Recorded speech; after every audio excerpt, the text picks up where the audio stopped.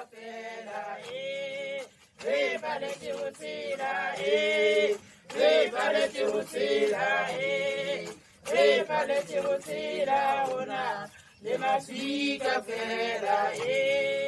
mom taught me to sell at a spaza shop. She ran a hair salon. I pretty much learned entrepreneurship from my mom's.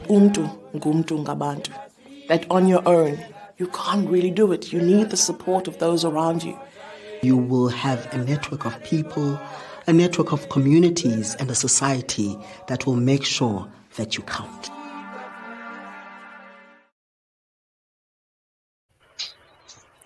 Good day and welcome to the first in a series of SAITA StraightTalk Inspire sessions.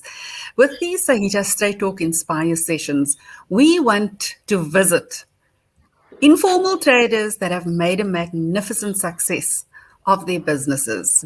The Inspire series is intended to celebrate all the wins we have in the sector.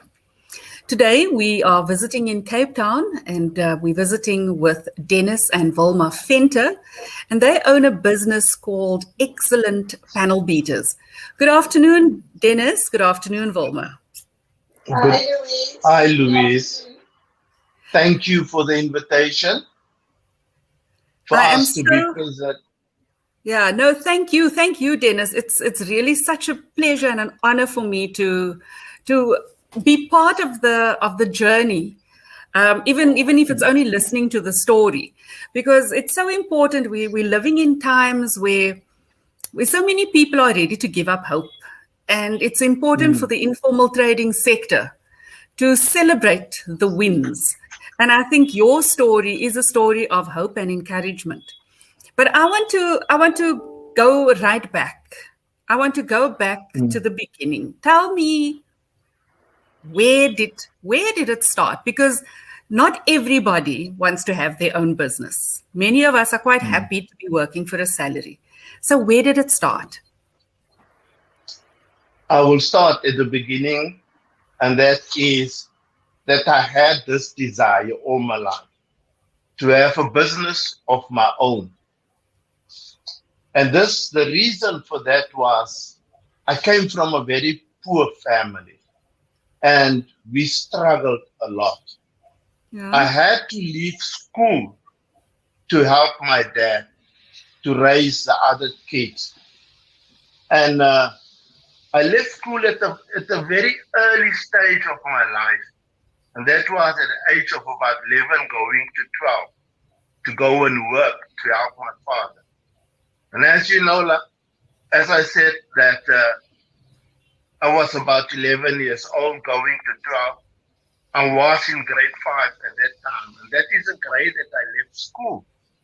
So leaving school at that age, you know actually nothing.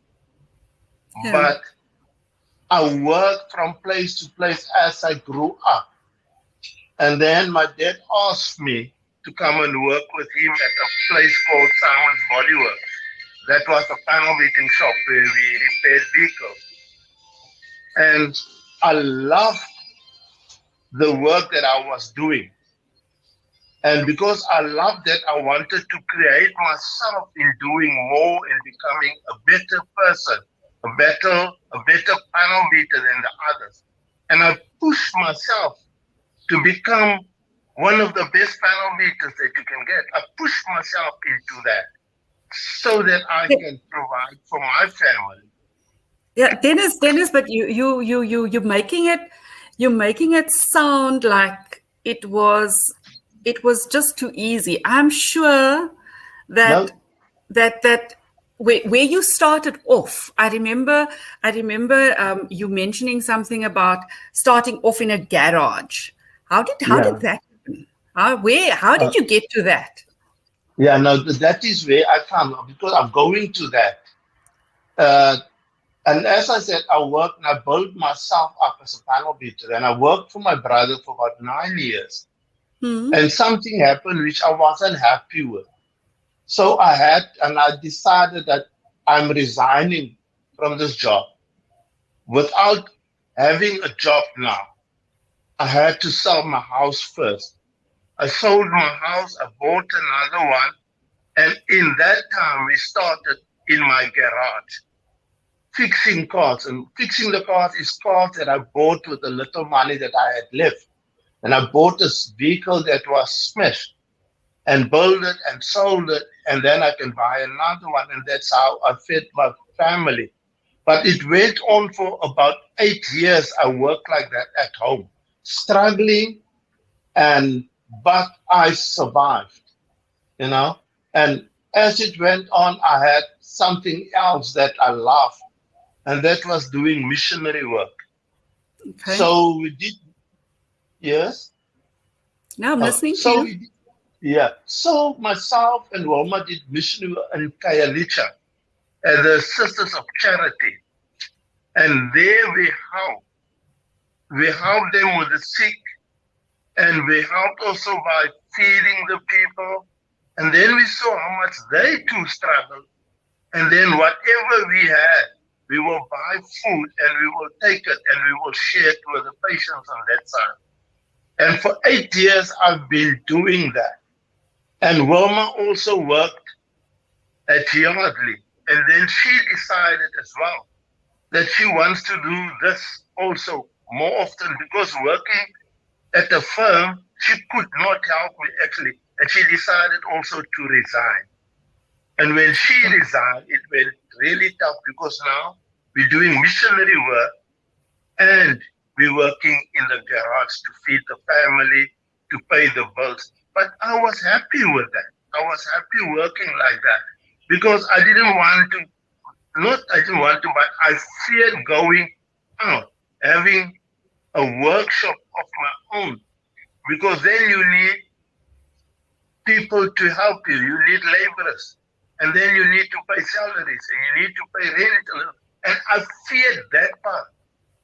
But where I was quite happy until the people complained about me.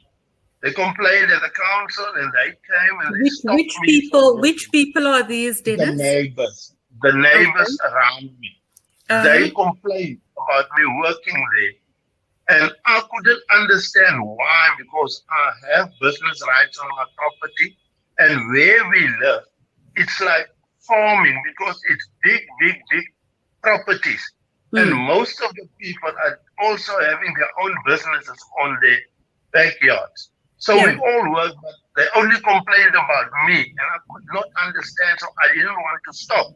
Because why do you stop me alone and you don't stop the others? Because I told them about other people, but they didn't care. And that's when they took me to court, to High Court in town. And I was found guilty of working at home. So I was stopped, and the court said that I need to remove everything from my yard, every vehicle standing there, everything that I use, that when they come, they want to see a clean yard. They don't even want to see a painting in my yard. And that is where the fear started, the trouble started, because they fined me 9,000 rand, which I had to pay, and I had no money left. Now they forced me into a business in the mall. I explained to them, but I'm 50 years old. Who will employ me now? They said that's not their business. They don't worry about that. But I cannot work at home. So we went and looked for a small place, and we found one where I can afford. But the rental that I had to pay was 2 months in advance, and that was 7,000 rand. And that is all I had. I want to stop you there.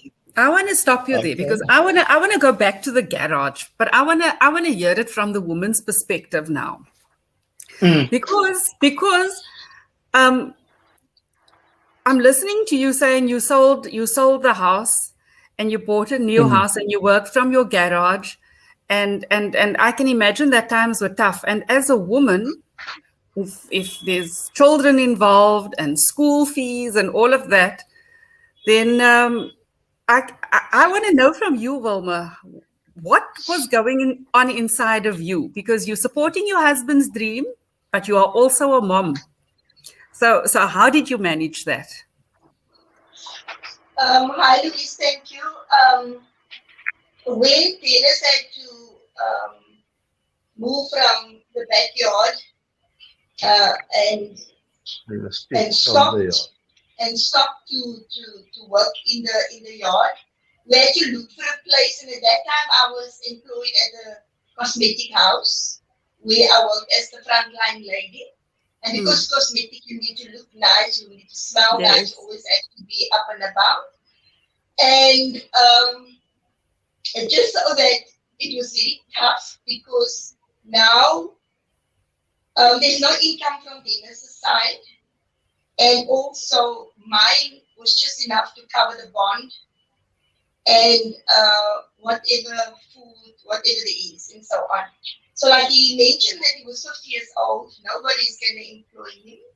We're sitting with a 9,000 rand fine, which we had to pay. Had to make a payment plan with municipality, how we're going to pay it off and stuff.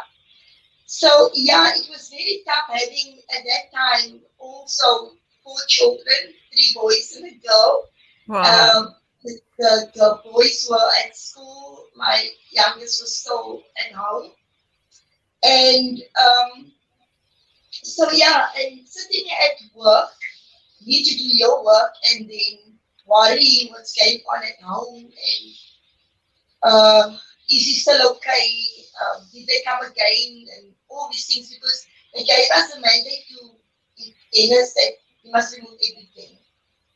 Like he mentioned, not even a paintbrush or a paint tin. They took photos of the yard and everything. So it was very, very hard. Yeah. Yeah. So Dennis, where did you take your stuff? Because it's not like you had a premises waiting for it, did you? No, I did not. We came into the blackest area where we were looking for a premises, knowing we have no money, but we were looking, and then we found this one place where the gentleman cannot pay his rent. And the owner of the building asked if I'm prepared to go in with him and pay half of the rent and he the other half. I said to him, no, that's fine. I will do that because I just need something where I can put the stuff you just asked me now. Yeah. And that is how I removed everything and I've put it in this place, this dirty old place where we were. Because now I need to do something with this place to survive, And working there was very, very difficult. Because the first rental amount that I had to pay was 7,000 rand, which was 3.5 a month. And that was the only money I had. I had nothing else after that. So I started off with the old paints that I still had in the yard and the old body fillers and stuff. I started off with that type of material. Yeah. And I had one old taxi that I had to fix. That is what I started with in that place. And I only had my son with me and then 2 gentlemen working with me. So now I had to work because now I had to pay a salary, which wasn't necessary at home. And now I also need to work because there's rental to be paid. And the fear started there because I had to put everything in. I worked day and night to survive. And when it comes to Friday, I will have enough money to pay the workers, but I will go home with nothing. And it went on month in, month out. It went on for about 2 years like that, going home with nothing and just trusting God to survive. But I had to put everything in. And it is in that time that my wife was with me at this workshop. She cleaned the floor, she cleaned the toilets, and she was also the frontline lady working in the office. And now you must know how she looks because our work is a dirty type of work. She's white from the dust, and yet she must see to the clients as well, walking in. But God carried us through. How I got through that, I do not know. But God carried us through. With all the struggle we had, going home, no money, no food in the house. But yet, when we go to sleep, there is something that we eat. Next morning, go back, and so it went on day in, day out. And I just had to trust in God and believed in Him that He will carry me through. Because if it wasn't for Him, I would have given up. But like I said, I did missionary work that I love to do. And at that stage, starting the business, I had to stop with that. I couldn't do the missionary work anymore because I worked day and night, 7 days a week. And so it went on and on and on. But my wife is the one that I always give credit to because she was the backbone. She was the one that was there to hold my hand when even I thought I can't anymore. Then she showed me, but she's present. And when I looked at her mopping the floors, cleaning the toilet, then it just gave me that courage to go on again. Maybe tomorrow it will be better. And it went on, nothing. Then it's tomorrow will be better. But it went on for 2 years like that. And so David also came in and he said he wants to help us. And when he came in to give us a hand, because he saw that we really are struggling. Because now I've got no money, I've got nothing. I do have the small business. The gentleman that was with me in the premises just pulled out, he sold his stuff, so I had the whole premises, and I had to pay the 7,000 a month. But God provided for that. God provided every week for the salary of the people. But I think when I look back, I think God tested me. What am I going to do? Am I going to pay the workers their full salary, or am I going to take a few rand for myself to take home and pay them half? But I did not. I paid the full salary every week unto them, and I will go home with nothing. Although I've worked day and night, and they only worked their 9 hours. They were the ones who got paid. I was the one who had nothing. But God in turn had plans. You know that I always tell people that our future lies in the hands of God. He knows the plans that He has for us. He knows our future. He allows these things to happen to you to see if He can trust you. If He bless you with a big business, can He trust you in that business? And He let hardship comes over you like what He did with us. And we survived that. And He blessed us with a business. Like when we came, we are right now. I drove down the road. I never ever came down this part of Blackie. Then I go home. But I don't know this day. I just drove and I saw this big building for sale. Having nothing, not even a cent in the bank, but just to hear how much they want for the building. You know that? So I came in and I spoke to the gentleman of the building and I asked him, I said to him, I see the premises for sale. He said, yes. I asked him, how much do you want for it? He didn't even give me a price. He looked at me and he said to me, I can see you have no money, but I like your face, he said. He said, I'll give you 3 months. Go and see where you can borrow money to buy this premises. I will sell it to no one else. I'm going to sell it to you. And he sold the premises to me for 1.5 million. And I went and looked for a loan at the banks. And at that time, God blessed me. And that is where I got a tender from the police to do police vehicles. And this one, I used that tender at the bank and said, I've got this tender. I don't have the money, but I've got this tender. And if they can help me to buy this building, then through the tender, I will be able to pay my installments. And not even after a week before the 3 months is over, business partners came to our premises and said they will help us. They came and looked at the building and they said to me, we will buy this building for you at 100% loan. Without me taking a cent out of my pocket, They bought the building. I moved out of that crampy building where I was and moved into this building where I am today. And moving in, God started to bless me because the building is beautiful. People want to have the vehicles repaired here. Insurances also send us work because a building is beautiful. And the one thing that I promised myself, and I believed in it, and that is quality. Our work must be perfectly done because through one mouth, one happy person will tell 100 other people to come and bring their vehicles to us. And that is how we work.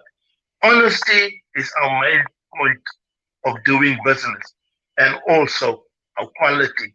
Those 2 points has carried us through.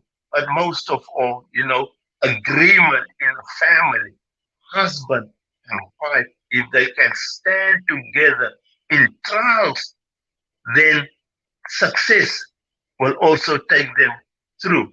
Because it's through the trials that God laid on our hearts. Will we stand together? Because I've seen many business people, when trials like these comes their way, either the wife moves out or the husband moves up or they give up in life. But I want to tell you today, business, if you two agree, God said in his word, whatsoever 2 or 3 agrees in prayer, so shall it be. And we agreed. But even in agreeing, it takes you through trials. It takes you where you get tempted. It takes you through a lot of things to see, are you trustworthy? Can he trust you? And today I've got these 3 beautiful buildings standing here where I do my businesses in. And God has blessed us so much with wonderful workers. I've got, at this very moment, over 20 people that I'm employing right now. And in this state of COVID, where companies are closing down, I bought one of the buildings in which I've been renting all the time. And God is just blessing. The next building is the other one, the third one that I want to buy. And I believe it's in this time, because this is the time where business can succeed if you want to. Because everybody has given up hope. Everybody don't want to go further anymore. Everybody feels there's nothing they can do. But this is the time. I will tell anybody out there who wants to get up and stand on its own feet, this is the time. Don't wait for the time when everything is fine, because it's now. People are selling their businesses, people are selling the buildings, and it's now for you to move in with your nothing. And I believe God will take care of anyone who wants to take the chance for you. I believe that. Wilma, I wanna bring the conversation back to you, and I want to ask you to please tell me, how did you stay motivated? I mean, we know people often say that behind every successful man there's a very, very strong woman. But I'm sure that's a lonely road. I mean, I know it's a lonely road being a woman myself. Where did you find, how deep did you have to dig to stay strong for your husband and for your children and to believe that this business is going to be a success? I had to dive very deep and go very low. Yeah. I had to go very low from where I was employed, going down to a sweeper. I don't look down, I'm just saying, sweeping, trying to keep, like Dennis was saying, the place that we shared or he shared with the engineering. The gentleman was doing engineering, and in engineering, it's oil and it's dirty and stuff. And then I had to clean our section where he was working in, the toilets. I always had to keep it clean because I grew up with a single parent, and we were always taught that even though and coming from a Pandoki, even though there's just a one room that all of us are sleeping in and living in and eating in, it must be kept clean all the time. So that was my thing, that we need to keep clean. So when somebody brings in the vehicle, that they can see that, you know what, it's a clean place. So I was cleaning all the time, and I had to take off my garment of beauty, sort of. I hear Into you. the hairdresser, everything, makeups and stuff. Sitting at the desk where I always had to look nice and smile and everything. My superior used to tell me that, you know what, you're not allowed to be worried at work. You're not allowed to feel emotional at work. You must always have a smile. And even though I was sitting with all this worry in me and what, I always had to smile. But when I moved out to be with Taylor, to be with helping in the business, I could give utterance to my feelings within. That sometimes at home, or even at the workshop there, I will sit and, you know, you just give out, you just let out. Yes. Without even knowing, I would sit and just let out. Coming home, you take off your hat of being a little business woman, put on your hat of being a mother, trying to keep everything in order, even though there's nothing, but there's always something, even if it's bread and coffee or whatever, there's always something that you can make. So there were times when there was no food for the two of us, but our children had to eat. So it was very hard. And it was, like Dennis was also saying, that we were in it together. You know, there was times where I really feel that I made the right choice to resign my job. Because I was used to getting on the 20th of my salary check. And now there's nothing. But the main thing is that it's very good to share your feelings. I would ask him, are you worried? Then he'll say, no, I'm not worried. Then I would say, like, now, why are you quiet? We must talk. Or if I'm quiet, then he will ask me, are you worried? Like there is also mentioned that we work whole week, Fridays, then you give the guys their wages, and then we don't even have petrol money. But we going out and we coming back and we working all week. And then there will be Fridays when there is no money at all. To me, knowing that your banking accounts is zero, there's nothing, but you need to pay wages. And what did you do then? But you know, you need to, I think that's where your faith comes in. You need to trust. And you will come and ask me, is there anything? Then I'll say not yet. But I'm telling you, Louise, before the end of the day, somebody would have come in with a car and say, we'll pay a deposit to fix our car. And then there is for the guys to go home. So, yeah, it's not, if anybody say that starting a business, it's easy, then I don't know. I don't know. Because the sacrifice is so much. Sometimes it's too much. But I don't know. Look, I'm listening. The two of you are clearly an example of two people who have decided to support each other despite whatever life throws at you. And you had your goal about making your business a success. It's also a story of moving from an informal business into a very, very formal business. And like you say, you've got in excess of 20 people that you are employing at the moment, which means there are 20 families that are now, they are able to bring home something based on your dream and based on the fact that you stayed resilient to what your dream was. Now we're in the middle of the COVID pandemic, and Dennis, you said earlier, this is the time when you grab your opportunities, but this is also the time when people have very, very little hope.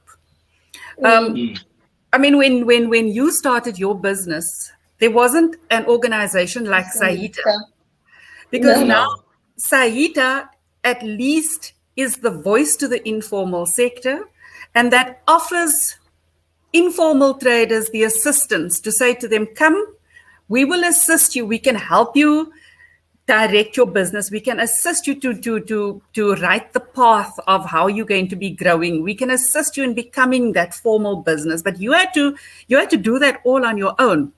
So as we end off, I want you to please, each of you, to just leave a little bit of hope for that lady that gets up at 3-4 o'clock in the morning, that has to travel by taxi to wherever she goes to have her little stall, and she sits there in the rain, in the sun. And she's probably felt like giving up many times because she doesn't even see her children. I'm talking about the dad who packs his tools every day to go and work in somebody's or stand on the corner and wait to be picked up so that he can go and do an odd job. I need you to give some hope. Give some hope to the people watching.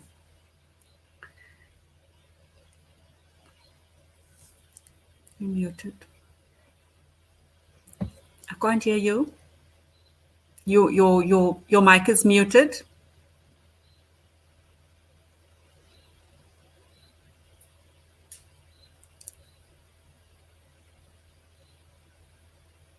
We're just trying to unmute you. Yeah, your mic is muted. Can't hear you. Both of you.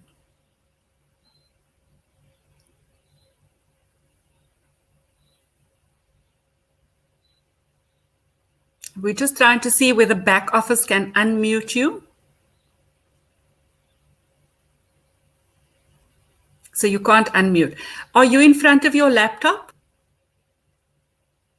Can you see by your name, can you see that there's a microphone with a line through it? Just ask Grant to unmute you. Just unmute. Right at the bottom of the screen, just unmute. No? Thank you. Okay. Thank you. Thank you, Grant. Okay. Now, Dennis, you can start with your message of hope, and then you, Wilma.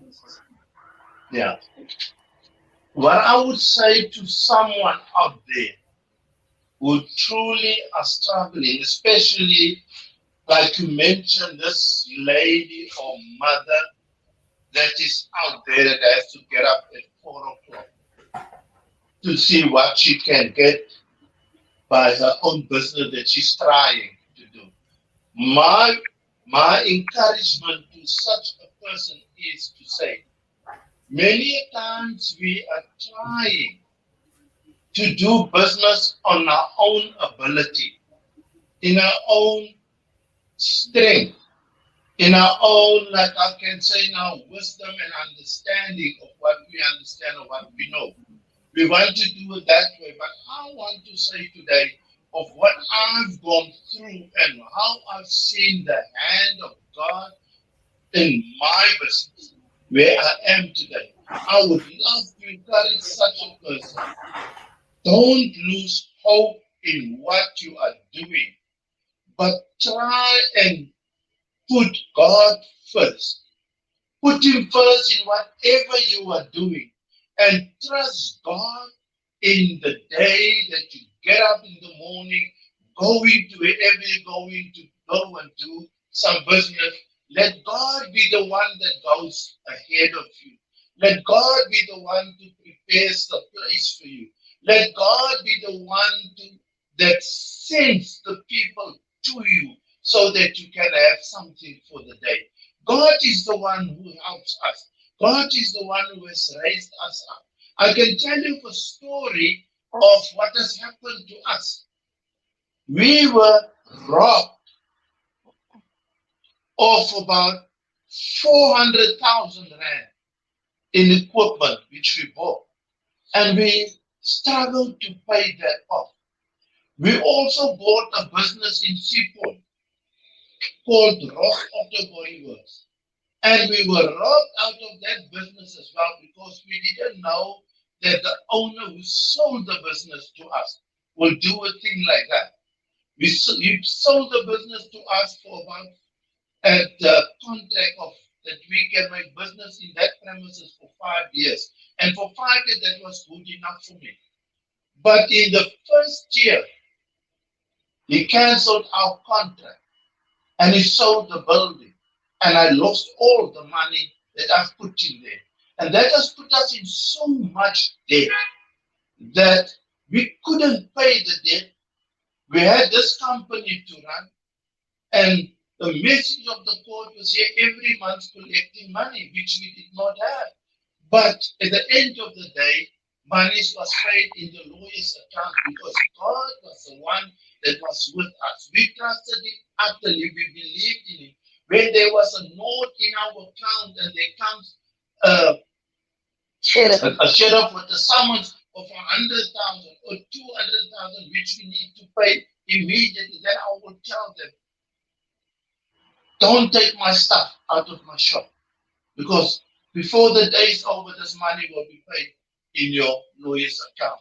And that is about 8 hours, 7 hours, and it's not in my account. But God has come through for us successfully. Every time an attorney sent these people to our place, God provided the money, the outcome. And so God can provide for these people. They must just try and add that extra, what they want, and put God first. And God will open doors for them which they never thought will be opened unto them. God will bring contracts. God will bring businesses. God opens doors for so many. And this is the time, I believe, this is the time where God wants to bless His children. Because we as a people normally look at somebody else for help. We look at somebody else for a job. But yet there is a plan. God is there to bless you. Because not one of us know what God has in store for us. Not one of us know our future. But our future is in the hands of God. God can deliver you out of poverty, and He can make you a very, very rich person if you just believe in Him, and He will do the rest for you. I believe that in my heart today. Thank you for that word of faith. And Wilma, from your side, what would you say to every informal trader that wants to start or that feels like giving up? What is your remedy? For those who wants to start a business, I would say, well done and go for it. One thought is a brick to your building, your business building. Just one thought. If there's one thought that coming into your mind to start something, do it. It's a brick to your business building. The other thing that I also just want to encourage my brothers and my sisters out there, that like one of our workers was saying to me when he saw me the day, so worried. He said, if God wanted everybody to have a business, He would have given it to everybody. But He chose people. He chose business people. And don't give up. Don't give up. If you look for a partner, if you're not married, make sure that your partner that you bring into your business can hold your ladder. You need to trust the one that you are with to hold the ladder for you. That when you move up, He will not let it go so that you can fall. You need to look for your team. You need to pray for a team that is there for your vision and your dream. You get partners that's there in your team just for themselves. And when the things become tough and hard, then they move, then they lose, they take off, or they leave the ladder so that you must fall. And I thank God for our team. Even now today, it's still not easy, but we have a team, a family, an excellent family that is holding up, that is with us in this. And I thank God for an organization like SAITA. Just imagine they were there for us, then we would have been so far. But we really pray and we thank God for the organization to help our brothers and sisters to not to become rich in money, but to become rich in families. That one person in your team, like you rightfully said, it's a family, a mom and a dad, a grandma that they're looking after, a brother, a sister, a neighbor, the auntie in the road, giving bread to that auntie or something to that auntie. Just one of them. And that's why I want to say, don't have a mind of making money, but have this mind that my business is going to provide for another family. And this is my encouragement. Stand together, pray together, talk out, ladies, women. If we support our thing, we don't want the men to know that we're worried and stuff. We need to tell them. And we need to ask him or your partner as well, what do you think? And if Dennis thinks we need to do this, and I said, no, I don't think so, then we leave it until the two of us are coming into agreement, and then we go forward. Because like he said, if God or God Almighty is still with you in your business, where there is unity, God commands a blessing. He commands a blessing where there's unity. Even if you are single, what do you have in your hand? Can you sew? Can you do hair? Can you do nails? What can you do? Can you bake? Whatever you have, put it out. It's like somebody was saying to me the other day, come let us test the waters. So test the waters with the gift that God has placed in your hand. That is your business. Go for it. Stand firm, stand your ground. And yes, Louise, trials and tribulations and storms and thunders and all this and that must come. Because how are you going to know how if those things are not coming against your business or against you? Yeah. How would you know? How would you know? Excellent today is stronger than it was at that time, because the storms and the winds and everything came against it. There was a time when I told my husband, give up, sell. We can't anymore. We've got 3 boys, we've got a girl. That they can't. But there's one thing that we've never done. We've never took our burden and placed it on our children. You can ask them today, if they hear what we're saying and we're talking about, then they are amazed, because they never knew what we went through, the two of us. For them, it was always good. We never allowed our children to carry our burden as well, the burden of the business. So what a beautiful way to end the show. Thank you so much, Dennis and Wilma. Thank you for sharing your journey. Thank you for your honesty and your realness, because I think a lot of us go through it, but we don't want to share it with other people. But you've just shown that it can be done. And you've given us the tools, and your tools have been support, each other. Your tools have been your faith. And I am just amazed. Thank you for making yourself available. Thank you. Thank you, and all the best. May your business just grow from strength to strength. Amen. Thank you so much, Louise. We received that, my sister. Thank you. And this is the end of the first SAITA Straight Talk Inspire session. Today, our guests were Dennis and Wilma Venter. Their business is called Excellent Panel Beaters, and they are to be found in Blackheath in Cape Town. So if you want to also share your business story, if you have an amazing journey that you wanna have other people grow from your experiences, please leave your comment, and we will get into contact with you. From me, Louise, until we meet again on SAITA Straight Talk Inspire, goodbye. Bye.